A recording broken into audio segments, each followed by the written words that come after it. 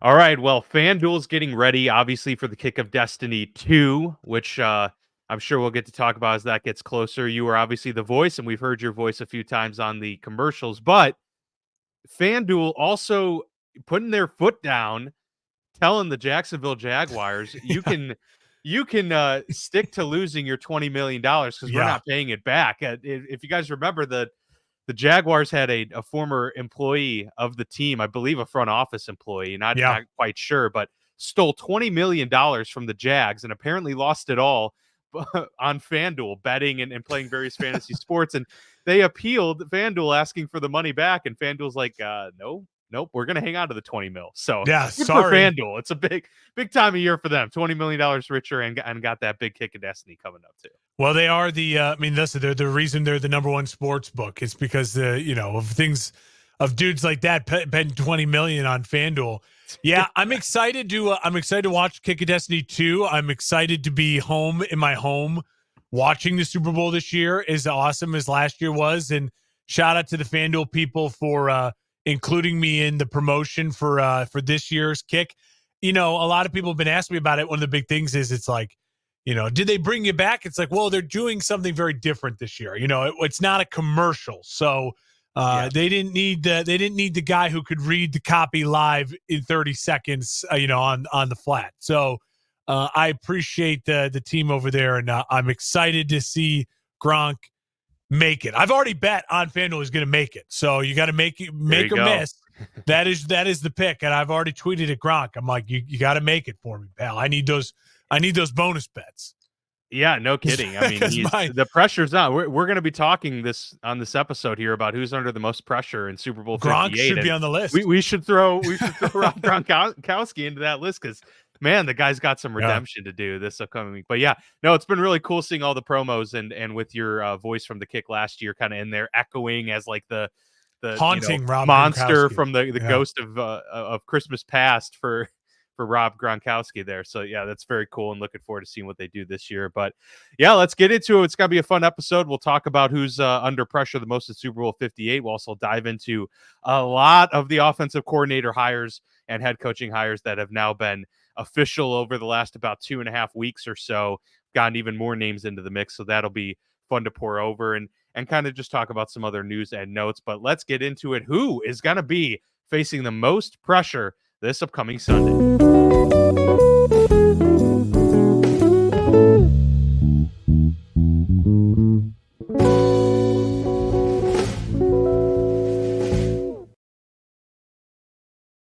Maybe this category wouldn't be as fitting, or this topic wouldn't be as fitting if it were a different matchup. Let's say, the Lions, who are a team that you can't really say are under pressure to win the Super Bowl if they make it there, because look, they already overcame so much, and it's like you did it. But we're talking about two teams who have a rematch from a recent Super Bowl. One team who hasn't won it in 30 years, another who's trying to, build a dynasty, one who's undrafted quarterback looking to make his name. So there's a lot of players and a lot of coaches who you could throw into the hat here for who's kind of facing the most pressure ahead of this game. And so what Mark and I did was put together kind of our top 5 who's facing the most pressure this upcoming week, and we'll kind of go over that list alternating here and give our thoughts on who it is. Did you rank your guys? Because that's how I went into it, kind of ranking 1 through 5, but I guess we didn't solidify that beforehand. No, I have a ranking as well. And for me, what I really think you nailed it there in the intro, no one's playing with house money right now. Even the Chiefs, exactly. You'd say, oh, no, well, I mean, come on, they won last year, but they've put this pressure on themselves by, kind of entering this dynasty mode, and Patrick being in this kind of greatest of all time category. Andy Reid really putting himself into that kind of conversation as well. So, yeah, no one is playing with house money at all. And you could make the argument, well, maybe Brock Purdy is, but I would argue, no, he's actually one of the people that is facing an absolute, mountain of pressure, coming up on Super Bowl Sunday. It is an underlying storyline when you get to the biggest game. You cannot, I was just talking with a a guy I work with, and you're just like, oh, I went back to last season when the last time they played in week 14. It's like, I get it. A lot of those faces are the same. The names are the same. The coaches are the same. But man, it's just different. Like every single person you talk to, and you'll hear a ton of dudes come out, former players, former coaches, and they'll all be in Vegas doing all the media rounds. ESPN will be there, Fox Sports, all the podcasts and everything. The thing they'll always say is like, it's just different. The speed is different. The energy is different. The intensity is different. And when that gets ratcheted up like that, who can perform like it is just regular season week 14? You know what I mean? Those are the teams that usually win a Super Bowl. And will it come down to a big turnover? Will it come down to a big penalty like we saw with the Eagles last year? And it's a really, really exciting time. And I'm as excited as I am to be here on the Monday leading up to the Super Bowl. Like, I can't wait for a week from right now where we're turning it on and we're recording and we're breaking this game down, because it's always more fun than trying to predict what's going to happen. But I think we can both agree there is a lot of pressure on a lot of the key figures heading into this matchup, and I'm excited to hear your list. Yeah, so let's get into it. I'll start with my number 5, and then we'll get your number 5 and work our way down the list that way. Number 5 for me is Andy Reid, the aforementioned Andy Reid. Initially I was like, maybe he's a little bit higher on the list, or maybe he's not on the list at all. It's kind of one of those where I'm like, I can make the case for either or. I mean, he's already won 2, already established that he's a Hall of Fame head coach, but I do think he's number 5 for me because of the impact that a third Super Bowl could have for you as a head coach. I mean, then we're starting to get into rare territory. Yeah. Right now, Andy Reid is, I would say, for me, a top 3 head coach of all time. And I think you can make the case for him being the best. But obviously Bill Belichick with his 6 rings, the productivity is there. And so Andy Reid has more to do maybe to have that easy case. But, getting a third would really put him in that category of being like, okay, yeah, people would go out there and say, well, I did way more schematically for my team than, let's say, like a Chuck Noll or a Bill Walsh, even though the guy obviously was the father of the West Coast offense, which Andy Reid is certainly a disciple of. But, Andy still couldn't say that he had the productivity. If you get a third ring, that's to me as pretty interchangeable with 4. I mean, there's not a big difference between 3 and 4. 2 and 4, pretty big. You're talking about more than just like having a 2-year run. And now we're talking about like sustained success. 6 years in the AFC Championship game, already very successful. But to get that third Super Bowl, to put yourself in we're talking Chuck Noll, Bill Walsh, Yeah. and Bill Belichick as that kind of group that's won 3 with their teams. And so that's super rare company to be in. And on top of that too, to make sure that you can kind of make a staple for the people who want to make a claim that Andy Reid, won it because of Patrick Mahomes and because Patrick Mahomes was the greatest player in the league. He still is, but the way that Kansas City is winning this year has kind of showed the chops that Andy Reid has. Like, no, we can still have a dominant run game and actually lean much more on that side of things than Kelsey being in his prime, then Tyreek Hill being the best, like over the top threat, and Patrick Mahomes being Patrick Mahomes. This is a different offense than we've seen in the past. So if he wins with this offense, I think that you could say, wow, the guy's won, with a lot of variety there. Patrick Mahomes will always be a part of that conversation, no doubt, just as Tom is with Bill. But the fact that you can win with a lot of different, weapons at your disposal would help kind of put that over the top for me. So yeah, Andy Reid certainly here with some pressure in the Super Bowl. Curious what your thoughts are on that and who your number 5 is. Yeah, my number. Well, I'll quickly respond. I agree with everything you just said. I think that all makes a ton of sense. Going from 2 to 3, and Andy, when you start to look at the totality of his career now, one of the things I think will be interesting is that you can make the argument. Oh well, I mean, Belichick had even if Andy say he ends on 3, well, he had double it. Well, if you look at Andy and Bill in the early 2000s, the only guy who was having more sustained success than Andy Reid was Bill Belichick. 4 straight NFC championship games, made a Super Bowl, lost to Belichick. You know what I mean? It could easily been flopped around if Brady, if he had found his Brady Mahomes earlier. Who's to say that Andy Reid now, you would argue he wouldn't have that many rings, That's but true. Andy, That's true. age is going to be in it. So I agree with you. I think it's a huge amount of, that's a great point to why he should be at 5. I'll go to my number 5. My number 5 is Travis Kelce. I have a hard time putting him higher. I can, if you have him higher than in the top 3 or so, I'd be really interested to hear your reasoning. My reasoning for him being on this list is a little bit of what I talked about on the show last week, mainly that the world is going to be watching him specifically. Like, he has the pressure of the world watching him. He also is the go-to guy in this Chiefs offense. He was not the go-to guy in the Chiefs offense early when they first played San Francisco. Last year, you can make the argument he was the go-to guy, but he seemed to be more in his prime last year. He's certainly a couple more drops this year. Seems like it's caught up with him a bit, his age and his ability to make plays, even though it's coming off of a terrific football game. And so I think there's on the field pressure. I think there's media scrutiny, eyeball, Swifty pressure that is getting put on his shoulders as well. And so I think that is all a part of it for Travis Kelce.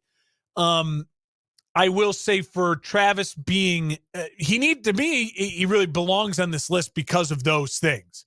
We can make an honorable mention once we figure out who's on everyone's list, but there's a person I really, really wanted to put on this list, but I thought to myself, in the end, the eyeballs won't be on them. And the eyeballs are 100% on Travis. As soon as he, as we talked about, says a wrong word, shoves a dude, rips his helmet off, it becomes a mega story. If they win, it's the pressure of, is he going to be getting down on one knee? I can't move him higher because win or lose, he's the luckiest dude on the planet right now. He's dating Taylor Swift. So, I don't think there's it's a bad day for Kelce no matter what in a lot of ways. And his era of, you don't need Super Bowls for him to be better than Gronk or better than Tony Gonzalez or better than Antonio Gates. That doesn't matter for tight ends. Playing well and putting up good numbers matters, and getting another ring will help. But Travis Kelce's got a different type of pressure on him, and I think, certainly belongs in the top 5. I think that's fair. I'll say right off the top, he's not in my top 5 list, and that was I had him just on the outside here. So I mean, I agree with you. I don't think he could be higher on the list. I debated putting him kind of in there at 5 and stuff like that. I'm going to be interested to see then, because I figured this was going to be another one of those where we had the same 5. Where we had the same group. Yeah, I think we actually might have only 3 similar. I kind of think I thought a little outside of the box for a couple of these. All right. So that's fair enough. But that's a good point, because when you're talking about pressure, all these other guys have kind of similar types of pressure. Yeah, Travis is the one where it's like, that is a unique pressure, and it's very unique. He's going to have all eyes, on him for sure. But. And I can understand.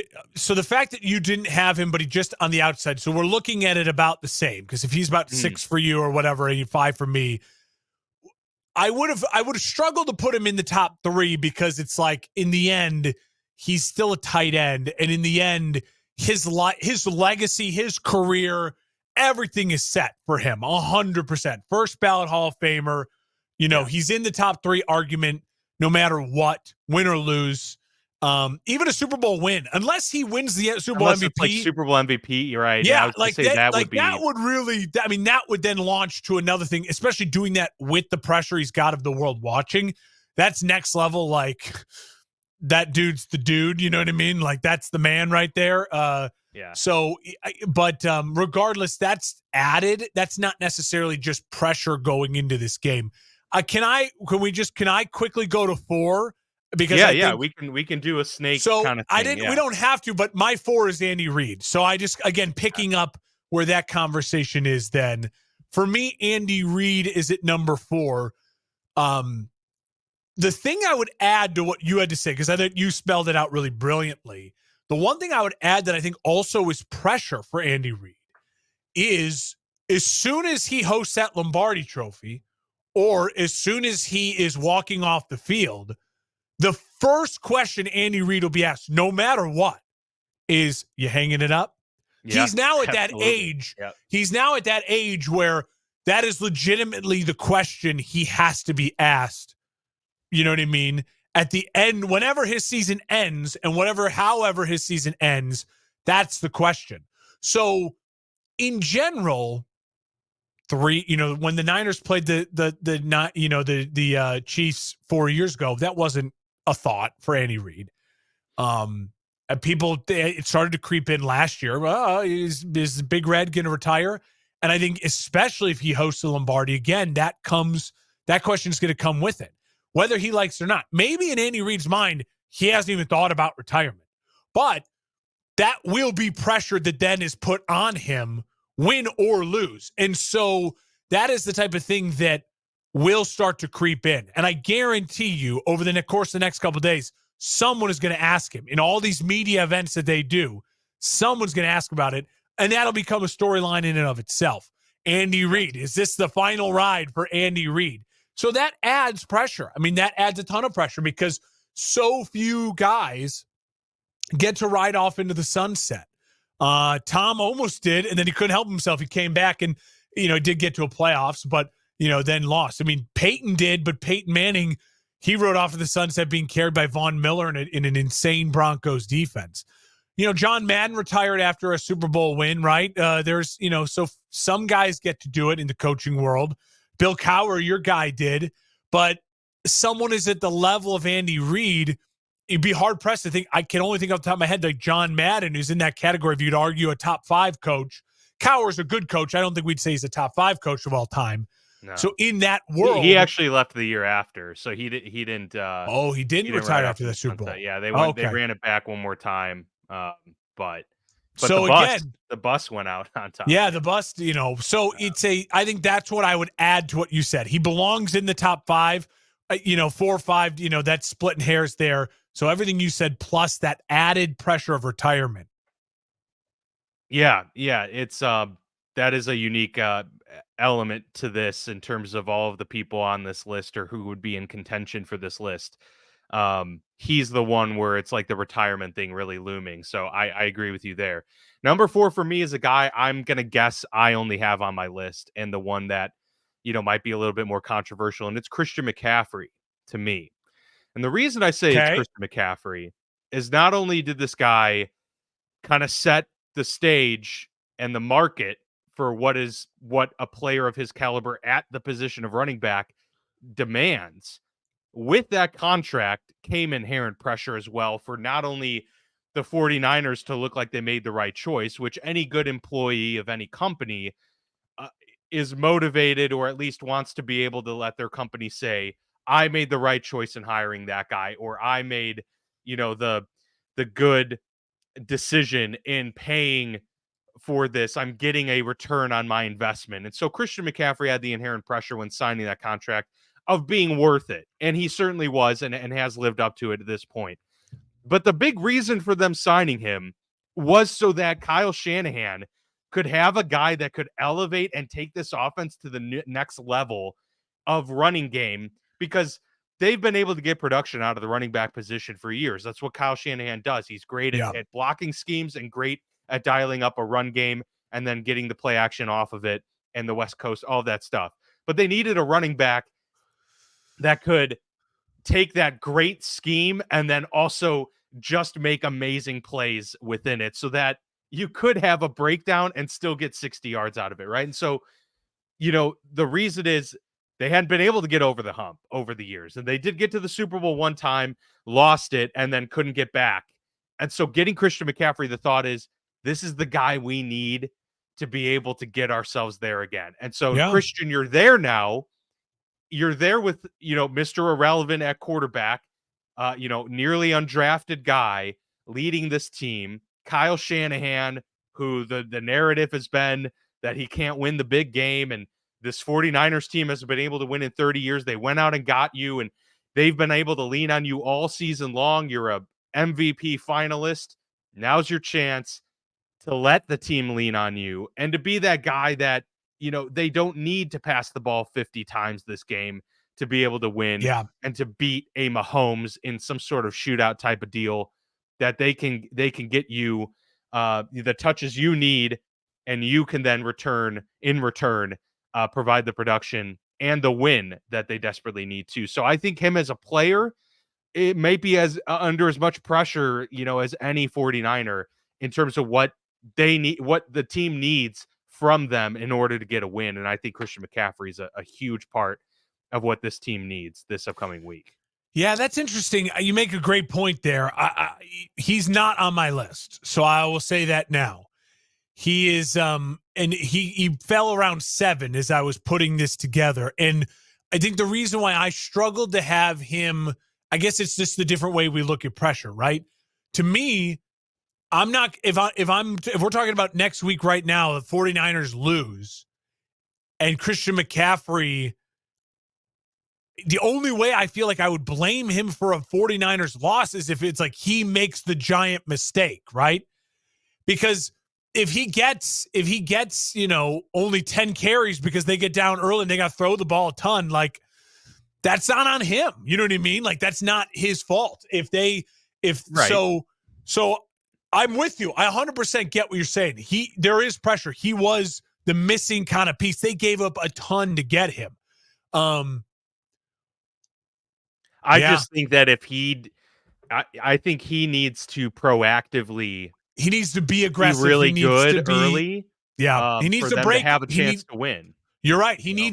needs to on that first carry of the game get positive yards so they can continue to feel like we can keep going to Christian McCaffrey and we can lean on him in this game. I get you 100% Yeah. because if Brock Purdy is even a little shaky early on, you're not going to wave the white flag and just give up. And part of that is going to be going on Christian. Yeah, maybe I had him too low. And you're right. Well, He's look, I mean, there's arguments for a lot of guys, so it's, certainly a it's not deserving easy. MVP. Yeah, yeah. Yeah.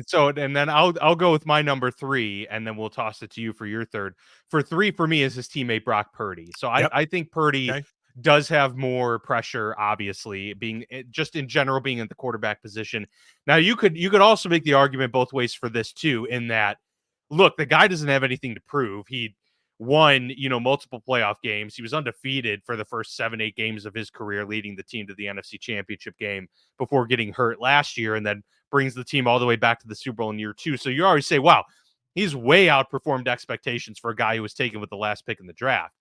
But on the flip side, you could also say, okay, but from Purdy's perspective, from Shanahan's perspective, from the 49ers, they don't care about that anymore. That's Yeah. not the narrative that they're looking at. They're saying, no, this is going to be our franchise quarterback. And you don't get to the Super Bowl every year unless you're Patrick Mahomes or Tom Brady. And so this might be the only shot we have to help bring this team back to, paradise where they were 30 years ago. And so for Brock Purdy, you have the weight of the curse of the 49ers quarterback that has been the last 30 Yeah. years of like, can we get a quarterback that gets us there? You've had good, guys taken high like Alex Smith. You've traded for a guy like Jimmy Garoppolo. You've had Colin Kaepernick get to a Super Bowl and you haven't been able to win it. Well, we've got you now. And so Brock, as the quarterback, it's just what comes with the position. You have just general pressure of what a Yeah. quarterback has in a Super Bowl. But on top of it, you have the pressure of a fan base of a franchise that's been snake bitten. And you probably have personally some inherent pressure that you put on yourself to help your coach finally get the ring that your coach has been seeking for all of these years and hasn't been able to get. So there's a lot of that in there. And then on top of it, the narrative around you in the media lately, for some odd reason, has been, oh, he's a game manager. And so Yeah. do you don't want to just win the Super Bowl. He'll be happy to win it, but he wants to be able to throw 3 touchdowns. He wants to throw 300 yards. He wants to make the game-winning drive at the end of this game to quell all of those, naysayers and to shove it in their face and to be the solidified, bona fide, no questions asked. I am the 49ers quarterback for the next decade. and we just won a Super Bowl. Let's get ready for a dynasty of our own. So that there is a lot of pressure there on Brock Purdy, I feel. He could Yeah, probably go higher, honestly. Ton of pressure, and I have him at 3 as well. And when I was listening to you right now, you said everything really well, and I think towards the end is where I want to kind of pick up the argument for me and why he's so high, is that when you look at Brock Purdy now historically, he has an opportunity to literally his career, the start of it, mimic Tom Brady almost to a T, like absolutely to a T. When we talk about the greatest quarterbacks of all time, if you give just a generic, the top 5 quarterbacks of all time, Manning, Brady, Mahomes, Elway, Marino, Favre, Rodgers, every single one of those guys is there for a reason, mainly physical, right? Like Elway, Marino's mobility and arm strength, Rodgers' escapability, big play arm, Marino, the greatest spiral you've ever seen in your life. I mean, just an absolute cannon. Manning, 6'5", big, strong, could shrug off defenders. The most accurate quarterback of all time, and had the biggest brain of all time, of a quarterback. And then there's Tom Brady, who I can make the argument, Manning saw the game in his prime better than Brady. I can make the argument that was never as athletic, near or close to it as Rodgers, any of those other guys. But Brady enters that tier 1 and was always a tier 1 quarterback during his career, especially after that second Super Bowl. You thought of him as an elite tier 1. He was never tier 2 when we talk about the guys. He was always tier 1 for his career after that second year of starting in a second Super Bowl. And that was then 20 plus years of being in tier 1. Why? Because he is the greatest game manager we've ever seen. And he became so good at managing the game that then the game slowed down for him. In year 10, that's when he started putting up those insane numbers, right? By year 10 in the league, he starts going off for 50 touchdowns to Randy Moss and all these things. It's like, oh, well, now the game is easy. And now he takes advantage of the fact that he is 6'5", and he is big and strong, and he's now as smart as anyone who's ever played the game besides for Peyton Manning. And then was able to, unlike Manning, let his career physically last longer with the pliability stuff, with the TB12. Well, Brock Purdy has a chance to be the only guy to mimic the start of Tom Brady's career almost perfectly and put himself in that type of then air where you start having to say like, okay, well, if he does this again and he goes on and he repeats the season he had, because remember, if you look at statistically, Brock Purdy had the best statistical quarterback season this year. So if he does that again after winning a Super Bowl, and then maybe is in a Super Bowl again next year or in another year from now, it's like, well, you really have to start talking about him as a person to be compared to with Brady. So that's pressure. Look at what Russell Wilson did for 10 years after that Super Bowl win. It set him up. We talked about Russell Wilson like, I can't believe he's never gotten an MVP vote, blah, blah, blah, blah, blah. And, Russell was a first ballot Hall of Famer until the last 2 years have just fizzled out for him. And Brock Purdy, I think, has a chance to really, I don't think he's Tom Brady because he doesn't have the size and he doesn't have the physicality. And that's an underrated thing with Tom. And I think that's what made him the most elite game manager of all time. Someone who's not blessed with just the Lamar Jackson physical skill, but because he was actually 6'5" and he worked on his pliability, the longevity mixed with the arm and the accuracy in the brain is what makes him the greatest of all time. But Brock Purdy could end up having a career that's very similar to Russell Wilson's if he gets himself a Super Bowl. Or Breeze, undersized, accurate, you know what I mean, but a leader of men and really, sees the game, works within a system really, really well. So that's a ton of pressure on him. And on the flip side, winning a Super Bowl is great. And it'll bring a whole level of pressure with him because you're now thrust into this A category, right? And this, now you got to pay the guy and all these things. But losing a Super Bowl, imagine losing the Super Bowl and you're Brock Purdy and you throw the game, losing interception, or Yeah. your small hands because of you didn't see the pressure right and you fumble the football, or you when your team needs you to lead a drive, you go 3 and out and you end up being 21 of 33 with 170 yards, an interception, and no touchdowns. Well, then your career could be over. Like, I mean, and that's what's crazy is that no other team is going to look at Brock Purdy if the Niners move on from him because they lose the Super Bowl and go, oh, give me Brock Purdy. I'll take him. Because the narrative is, well, it's Kyle Shanahan. He's just got Kyle Shanahan, and he's got all those players. So no one has more to lose.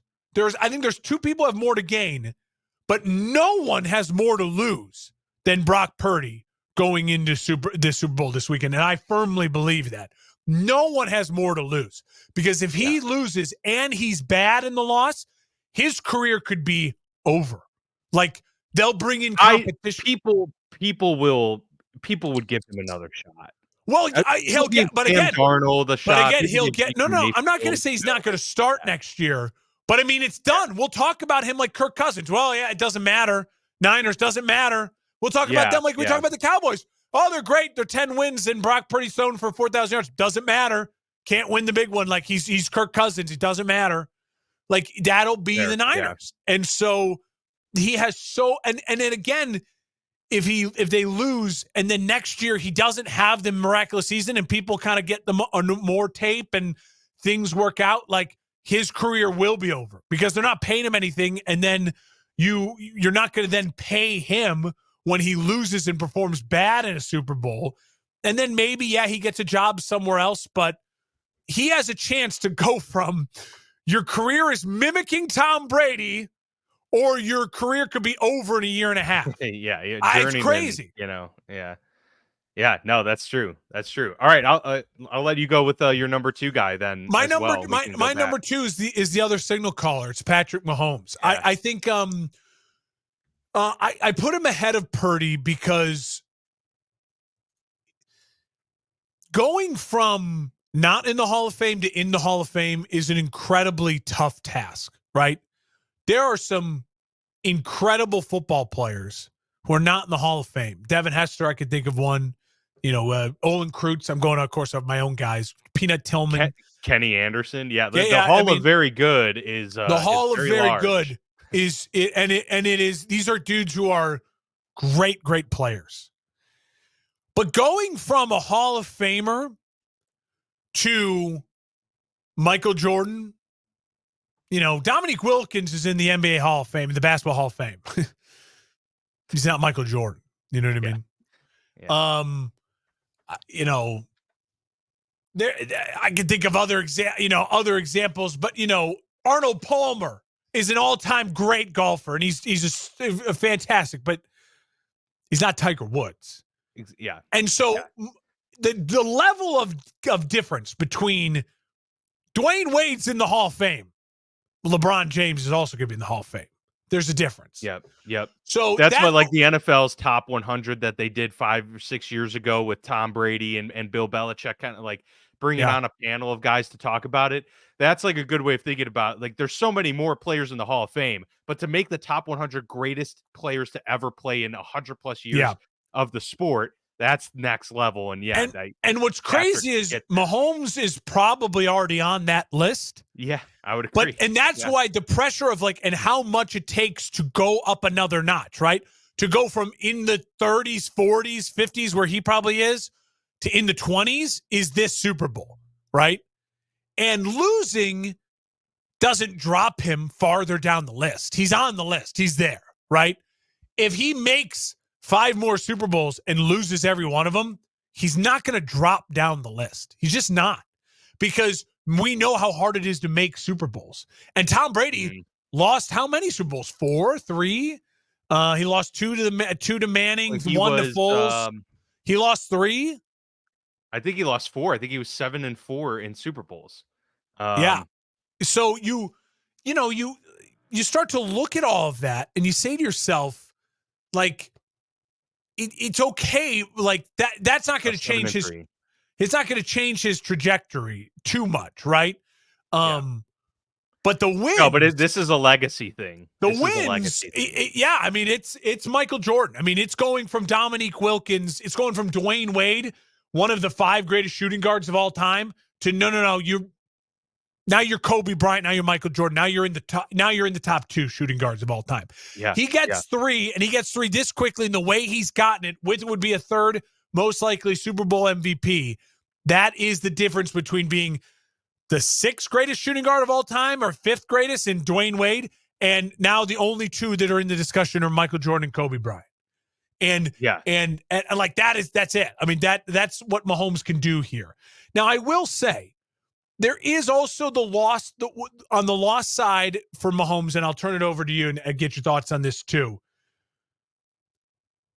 He has lost, but we don't criticize him for the Super Bowl loss because they were so injured. And the tackles, I mean, it was so obvious what was wrong.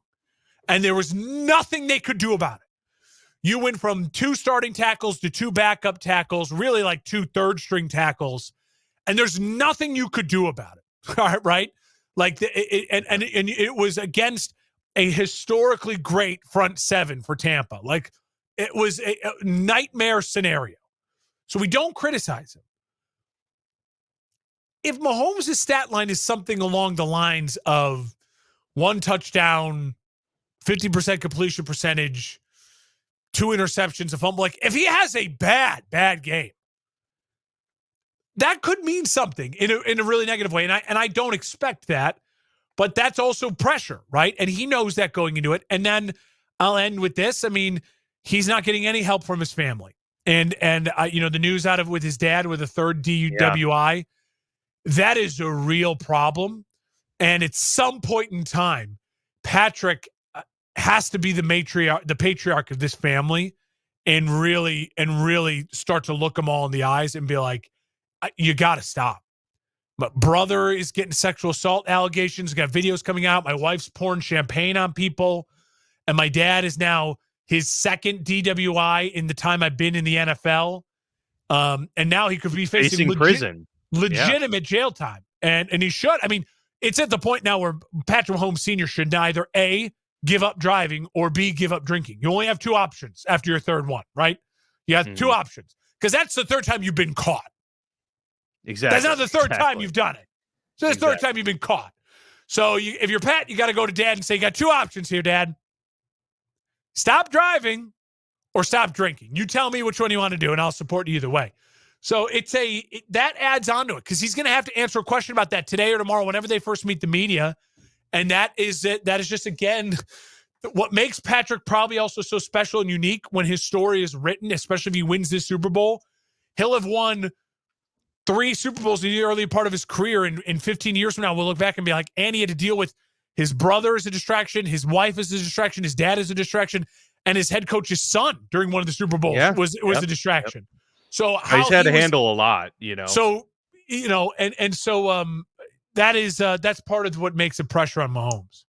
Yeah, no, there's the internal family pressure, no doubt about it. And that's a lot of pressure to put on people forget he's still a young guy. I mean, he's 28 years old. Yeah. But he's been dealing with this since he was, 23 or 24. So it's like, yeah, that's a heavy burden to bear for a lot of people in general, let alone someone who's got it, out there in the limelight for all to see. So that's a great point about that aspect of the pressure as well. And he comes in at number 2 for me for many of the same reasons that you outlined. So I'm not going to rehash most of those, but I will kind of piggyback off of what you said about the 3rd ring, because, I mentioned it earlier. It's bizarre because it's only one. It's only a number 1. And a lot of people could say these are arbitrary distinctions in terms of like how many you've got or have one less. But, having one fewer Super Bowl than the Bradshaws, than the Montanas of the world it's hard to describe to people maybe who aren't sports fans. But that one Super Bowl gap doesn't really matter, but two kind of does. Like, people can make the argument well, you only won two, and like Bradshaw won four, and Montana won four, and Brady won seven. Like these guys won so It many, gives and two it for gives some their reason just argument feels credit. like Yeah, yeah, it does. It does. And you could say, okay, well, you're in just that tier below, like Ben won two and Eli won two. And there's a lot of guys that have won, a couple, not a lot, but there are more that have won a couple than have won three plus. So for some reason, like three is that benchmark where it's like, okay, you've legitimately won in many different ways, and it's different from winning three in a row versus, okay, he's been to six AFC championships, he's been to four Super Bowls and won three. It's like, no, you've weathered that storm a lot more than just kind of like riding a yeah, 3-year wonder. So from that aspect of it, yeah, there is the pressure of like getting that third ring and kind of getting over that hump and kind of solidifying yourself. totally. There's certainly a dynasty already. I don't think many people would argue that. But to get three would be, there are just you are the Chiefs of the, you know, Yeah, 20, well, you can't even say 2020s because they yeah. won it, the Just year the Chiefs before, but era. Yeah. but it's that era of like 2018 to 2024, and then beyond. There'll be finally that, decade gap where you could say, well, they won three titles, even if they don't win it again from now until 2028. Well, they won three titles in that 10-year window, that's, you can say that, and it holds more water than saying they won two, in that Oh, reign. absolutely. So yeah, that's a big aspect of it all, and so I do think that that's important, especially for the legacy element when it comes to Patrick Mahomes and being able to say that. And then also to his credit, and what's the bright side of all of this is, even if he doesn't get over that hump yet, he has so much time Yeah. to still get his third and fourth, and so it won't be the end of the world. Which No, is why maybe I don't put him at number one, because the his weight of the clock. world is on your shoulders, your Patrick Mahomes, and the pressure's always on for Tiger Woods to win the Masters, and when he comes up short, it does feel like the weight of the world's on your shoulders. But if you're 24-year-old Tiger and you haven't won, uh, you know, well, I guess he didn't win his first Masters till he was a little bit older, I believe, right? So, but anyway, No, the 28-year-old Masters is where Tiger. he burst onto the scene and Was it dominated. was it his first? Okay, so then that was like 2000.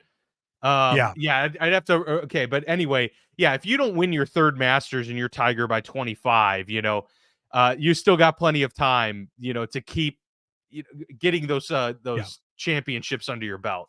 I So I do think that there's something to be said for that, but there's no question that he's under pressure. I would add, I think this just great when you mention with like the four versus two, and that argument is really really valid. We as sports fans we rush to start putting a guy into the list, right, or onto the Mount Rushmore before their career is completely written in stone. And I think if Patrick Mahomes loses this Super Bowl, we would all bet tomorrow, if the odds came out, will he have it? Will he get to three? I think everyone would say yes. Like he still got the time. The smart bet is you'd still get to three. Yeah, yeah, But you do have to wonder, and these things are hard to get to. They're making it look easy, but they are hard to get to. And if we look back, and if in 10 years from now, 15 years from now, we're looking back and it's like he's still sitting at two, like that will be the thing that then weighs more in his legacy than anything else. So he'll still be considered an all-time great, and I think a lot of people would still put him above the Bradshaws, the Aikmans, who have more rings than him yes, because his absolutely. physical talent and with the eye test and all those things. But if you're a diehard for some of those guys, winning them and putting the rings on your finger, actual rings, is always an argument that is hard to fight against. And it's like when you're in a murder trial, the burden of proof is on you to prove to me that without the rings, he's, you know what I mean, he's better. Exactly. You have There's more legwork to be done. More legwork to be done. And so that brings in the pressure. And I will say, to finalize our discussion here on Pat, um, he's just so much fun, and Yeah. I wonder what winning 3 will do for him. Will we get to the point where it's not fun anymore? Like, right? You know what I mean? Is it gonna? Because right now it's still very fun because he himself, the way he plays, the way he wins, the way he throws the football, the way he escapes in the pocket, it's just fun. He's cool. He's just good at it, and it makes it look so easy. And he doesn't turn the ball over. He doesn't do stupid things. Like, it's just. And so I wonder how long that lasts. And maybe the answer is it goes away quickly if he starts doing, 50 touchdown seasons again. He's had this kind of run now. Last year he won the MVP, but this year it wasn't a big statistical year for him. He wasn't like the runaway MVP guy because the offense changed. But if they go out and get him a Mike Evans type and he throws for 50 touchdowns next year after winning a Super Bowl and a Super Bowl MVP and maybe another MVP next year, maybe it'll be less fun for us who aren't fans of the Chiefs. We'll respect him, and it'll get into that Brady, like, I respect him, but it's less fun. Maybe it won't. Maybe just his playing style will always be fun. It's hard not to root for him, but I also think there's the pressure in that as well, is that he's a really likable guy. And with that comes pressure because it can turn in any minute. And I'm sure him and his PR team, they know that too, as they're dealing with the news with his dad and all these other things. They got to handle this right, and they got to handle it well. If he comes out and says something stupid at the media, like, oh, it's not a real big deal, blah, blah, blah, that'll backfire. That'll backfire quickly. Yeah. And advertisers are going to want a strong message, and he's going to have to deliver it. And, it adds to the mystic, kind of godlikeness of the early part of Patrick Mahomes' career. Yeah, no, it is important to his legacy, how he, performs this upcoming weekend, but also just how he handles everything, which he's always handled the media well. So I have no reason to think that won't continue. And yeah, for the record, Tiger Woods won it in '97, so I don't know what I'm talking about. He was 22. Yeah, so you were right. He won all the majors by the time he was like 25. He had the Tiger Grand Slam But then Tiger had the drought from 2008 to 2018. Yes, where he wasn't, or 2019 with the injuries. He won nothing, and he was stuck on 15. And you know what I mean, like that. Similar. That's what made Tom, 19 so special, was that it was exactly like Tom went through the 10-year Tom drought. had 3 for so long. Like we talked about it, there was a legitimate argument when Peyton won his second that Peyton's the greatest of all time, and then Tom's second, the third, the fourth part of his career, whatever you want to say it denounced everything. Exactly. The thing that Patrick has that he's got going for him right now too is that if he gets 3, unlike Tom, where Tom played for so long, Patrick won't have to play for 20 years. If he gets 4 or 5, you know what I mean, in the next, if we're talking 2030 and he's at 5, the dude doesn't have to play until he's 45 years old. He doesn't. Like, exactly. He just doesn't. Yeah. Because that's why, I don't think he'll go a decade. Like I don't think he'll have shown enough. He'll have proven enough. Yeah, no doubt. Number 1 for me, I suspect the same for you, is Kyle Shanahan. Yeah. The guy needs this win more than most have needed a Super Bowl win in their lifetimes. You can talk about the 28-3 when he was offensive coordinator for the Falcons and blowing the biggest Super Bowl lead ever. An embarrassing moment for him, gets the job out in San Francisco, has something to proves that he can get an offense turned around real quick and produce, gets back to the Super Bowl, but loses, and especially a Super Bowl that they could have won, but they just missed on a couple things here and there, and couldn't get over that hump, then struggled to get back in the years remaining afterwards, and now finally gets back with, his homegrown quarterback, if you will, not a guy that was, gotten for him by the front office and Jimmy Garoppolo, but a guy that, he said, hey, we're getting rid of Trey Lance. We're leaning into Brock Purdy. Yeah. We got Christian McCaffrey to help run this system perfectly. We have a healthy team. Debo is, should be fully healthy. We've got the pieces in place. So, Kyle, you've got one of the best defenses you've had in your tenure. as well at your disposal. So you could argue that Kyle Shanahan has the best 49ers team that he's had in the 7 years that he's been the head coach. So this is your time to shine because everything has lined up. You could argue all day that you don't have Patrick Mahomes, but only one team does. And that's just how it goes. So when you get to the Super Bowl, you got to make it count. And that's really all it boils down to is you are the head of the ship. You're the guy that steers this thing. And it's up to you at the end of the day. You can't have the excuses of Jimmy just missed that throw.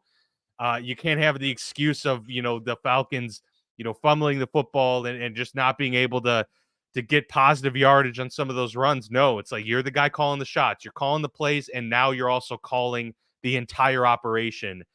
This is on you, man. You got to get over it, and that's tough. It's tough to win Super Bowls. It's tough to get there. We saw with Buffalo, they lost 4 in a row. It can happen, but yeah, Kyle's got to do it, and he's got to do it for a fan base that they got there before him too and didn't win. It's been 30 years. They're a storied franchise. Like there's a lot of those elements in play too, all of Yeah. which are on the shoulders of one Mr. Kyle Shanahan. You nailed it. I would add, I think there'd be something really poetic if the game comes down to Brock Purdy overthrowing Brandon Ayuk by like 3 yards. I do think there'd be something poetic. Then you could argue Shanahan's just cursed, like it's not his fault. Like, you know what I mean? Yeah. It'd almost be like okay for him that his legacy is like, oh, this guy, no, never mind. He's just screwed. Yeah. We just made the argument that the leap from Hall of Fame to not Hall of Fame to Hall of Fame is not as important as like Hall of Famer to GOAT. And so we're making kind of the reverse argument for Shanahan in a sense, but the problem is like Shanahan's already built up a resume, even without a ring, that it feels like he's on a Hall of Fame trajectory. I mean, there's no denying this guy is one of the 2 or 3 best coaches in the NFL. And really a Super Bowl victory would propel him instantly to be talked about amongst that elite of elite coaches to do it in this sport because of the way he has built this program, what he did with Atlanta's offense and Matt Ryan. Like we can see with our eyes, his coaching tree, so much about a great coach. And one of the things I think dings Bill Belichick, but helps Andy Reid, and now is really helping Shanahan. Look at their coaching tree. And look how successful the tree is. That goes to show you they built something that is unique enough, but actually can be put on paper and used somewhere else, as opposed to Belichick just being this unique enigma that you can't figure out and no one can learn from.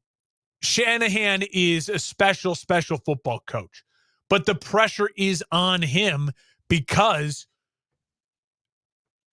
Trey Lance, it's a name. He's not on a roster, but his ghost and presence looms large for this San Francisco 49ers team. Because after the 2020 Super Bowl, when they lost 30-21, what happened? The next year, they ran it back. They were confident with Jimmy G, but he got injured and they sputtered. There was a lot of CJ Beathard and Nick Mullins and sputtering in that 2020-2021 season.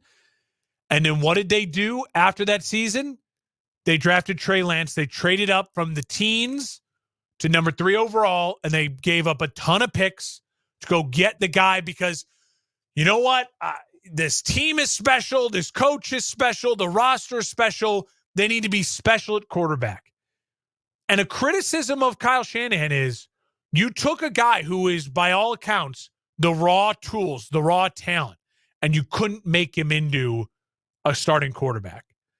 And Trey Lance will probably never be a starting quarterback. Now, maybe Trey Lance's own failures kind of absolves Shanahan about that a little bit. Maybe just they whiffed. And he was never, no matter how great of a coach, the greatest coach in NFL history could not have made Trey Lance into a starting quarterback. Maybe. You kind of hope if you're Kyle Shanahan for his legacy, Trey Lance never starts and is never good because that'll be the defense he has. Like, no, I just couldn't do it. He's so big. He's Jamarcus Russell. He just can't play. But right now it's a ding on his legacy.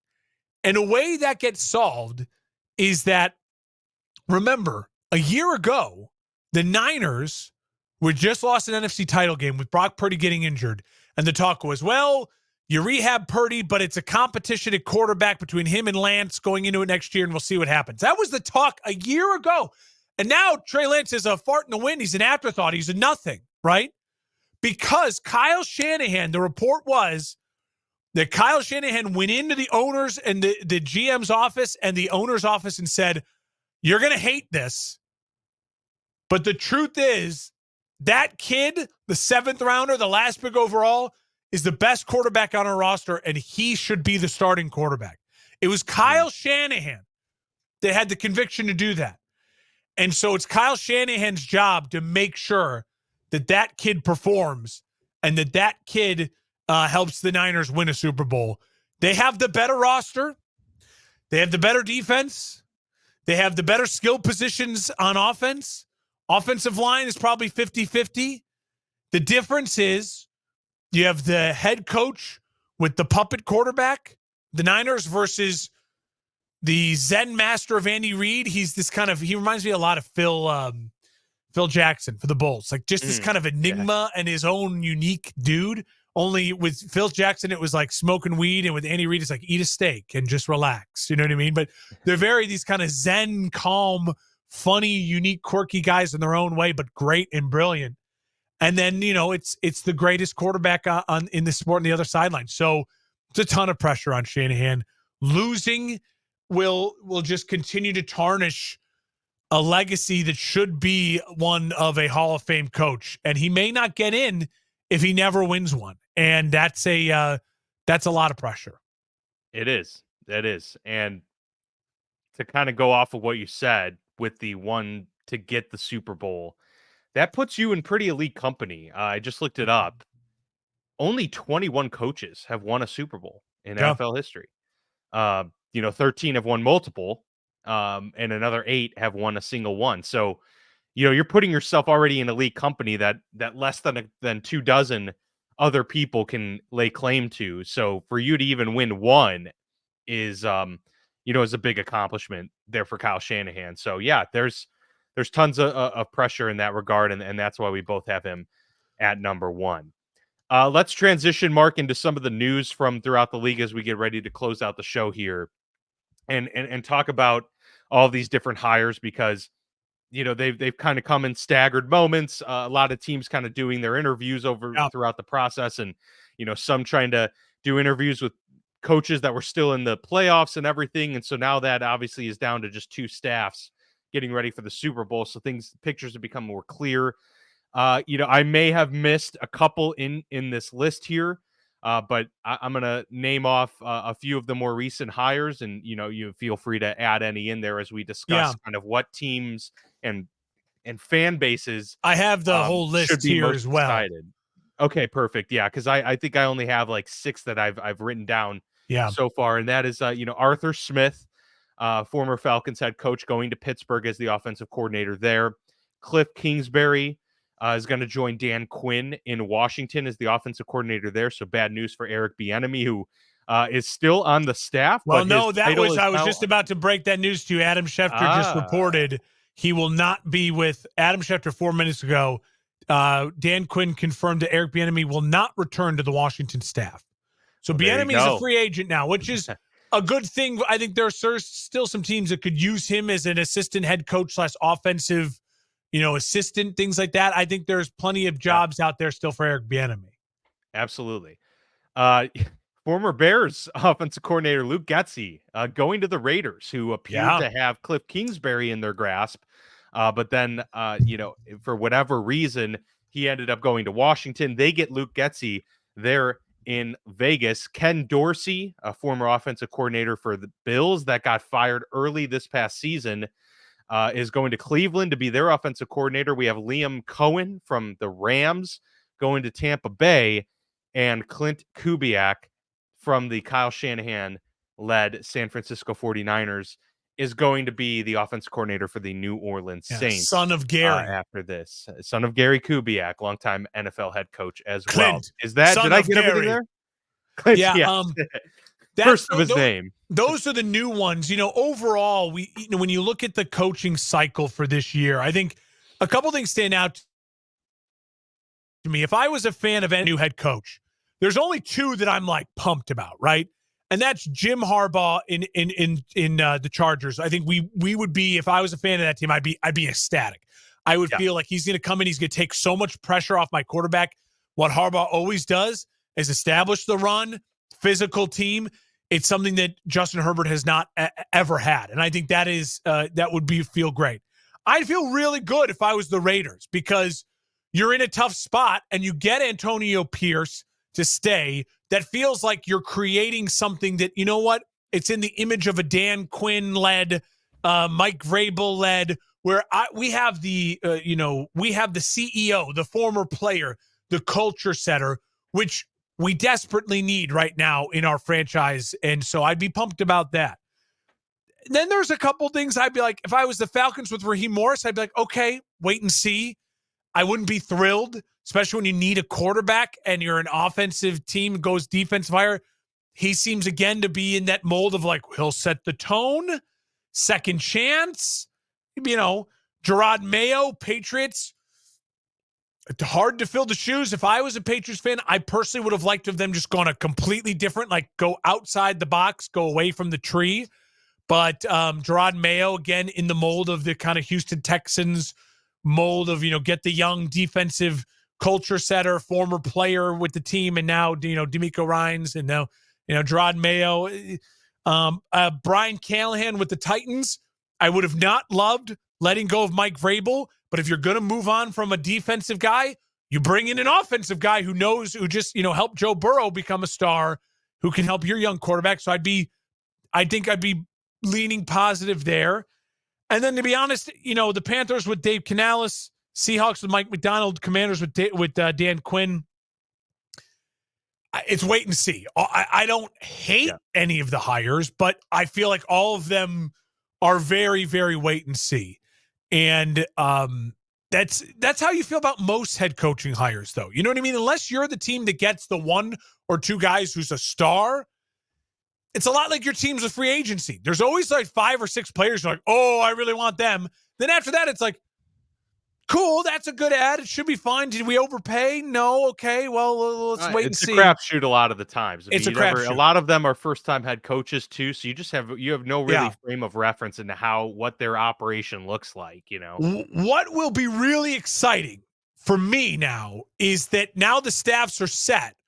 Is what moves do these teams start making? Because to me, it feels really much so that the Commanders are going to be trying to go all in on Caleb Williams, and go from 2 to 1 will seemingly feels like it should be an easy thing. But if it's to give up on a generational quarterback, it could take a lot. So that we'll have to keep our eye on.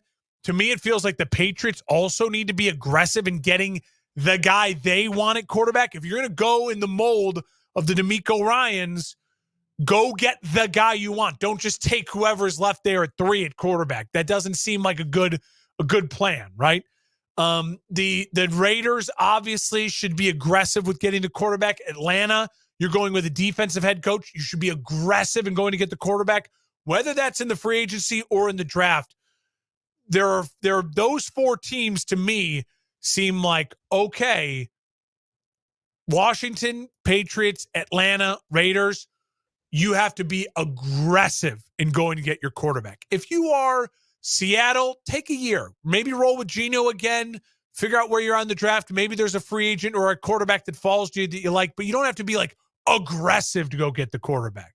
So that's now where the conversation to me turns.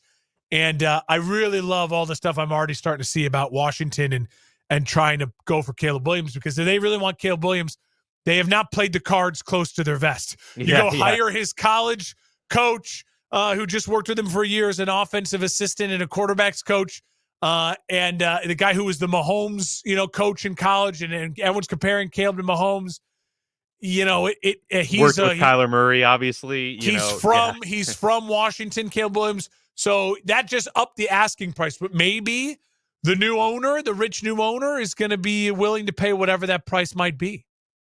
Yeah, curious to see how that plays out, because obviously your Bears will be on the receiving end of whatever price that is. And if you move back one spot, you could still get Marvin Harrison Jr., or if they really did want to, I don't know, go for a quarterback, that I guess they could still have their pick of other quarterbacks in that spot as well. But also wanted to say, because it happened, early last week, and we didn't dedicate too much time to it. But my initial reaction to Arthur Smith going to Pittsburgh was kind of just a neutral take. I wasn't, I didn't feel bad about it. I wasn't elated either. Just kind of seemed like a um, not the home run smash that I was maybe looking for. But honestly, as time's gone on, I've felt better and better about the hire, and Good. more I encouraged think you about it. So should. I really think um, it could be that home run hit that initially I didn't think it was, just because the guy's track record as an OC in the short time he was in Tennessee Was paid great. huge dividends and made some massive turnarounds. And I like He his made Ryan philosophy. And Tannehill get paid. yeah, yeah. I mean, he turned the guy's career around. And yes, they had Derrick Henry, of course, but he was still the guy, pulling the strings on the other end of that. And his philosophy seems to really match what Pittsburgh has the capability to do today, and still young enough and has that, ingenuity to be a guy of the future as well. Yeah. So that is exciting. I'm looking forward to that. But I um, agree with them, Arthur Smith. I think you shouldn't be down on it. I also, to me, if I was a Pittsburgh fan, and I think I said this to you, I would just be pumped that it feels like someone who's coming into the building, because you've said how insular it is and how they don't yeah, hire, that someone's just coming in was like, I've been two successful places, I've been to two different places in the last 5-6 years, seen success in Tennessee, built a program in Atlanta that wasn't completely a disaster. It just didn't seem like they could get all the cards to line up at the right time, and he didn't have the quarterback. So he's coming in with a fresh perspective, and yeah. will bring something just unique and new as far as just a voice in that building that feels otherwise stale. Exactly. Yeah, and from what I've seen in recent rumors, because another massive request of mine was to expand the staff in general. It Yeah, does appear that they are trying, at least based on some reports I've seen. It's not for sure, but that they're interviewing for additional offensive assistant positions which to Bieniemy, join Arthur Miller. With which, yeah, I mean, Arthur Smith, I he don't didn't write know the if Crucible, exactly, not Arthur Miller. Death of a But Salesman. yeah, yeah. Um, so yeah, Eric Bieniemy could very well be, in play for something like that Yeah, potentially. I don't know if if the rumors are, true about him, being a little bit too alpha. Maybe yeah. that wouldn't work as well as an assistant to the assistant. But if he'd be willing to, obviously as a quarterbacks coach or whatever else it may be, offensive quality control specialist, someone else to get more eyes and to get more perspectives in that building, I think is a huge plus and something they desperately need. I will end on this as we're running long here and wrapping it up. If just because I want it out there, in order for Washington to trade up to one, my initial thought is the package that I would be comfortable saying yes to if I was Poles would have to start with number 2 overall, getting my second rounder back from Montez Sweat, next year's number 1, and then a player. Now, whether that player is Daron Payne or Scary Terry, like it have to be that's That's a hefty price though. it's a hefty price. Now, Yeah, I would lean towards wanting Payne because I really like his game. I think it would fit with Eberflus. He knows Sweat already.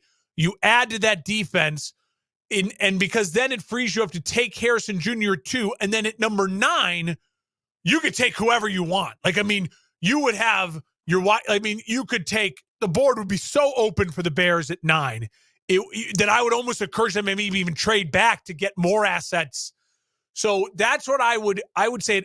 No, if it's anything less than next year's first, number 2 overall, getting my second back and Payne, then I would say it's not enough. there you go. There you have it. Yeah, we're gonna have a lot of hypotheticals to toss around in the I know. coming weeks because I'm excited to kind of explore this number 1 overall pick, which is exciting. It's always exciting to see what teams would have to give up and how that could shake out. So yeah, looking forward to that. But um, next time we see you all, we are going to be giving our official predictions for the Super Bowl this upcoming Sunday. So definitely check that one out. Be on the lookout. But as always, we appreciate you watching. We are the Football Lounge with Mark and Dan, brought to you by the For Frequency's Sake Podcast Network.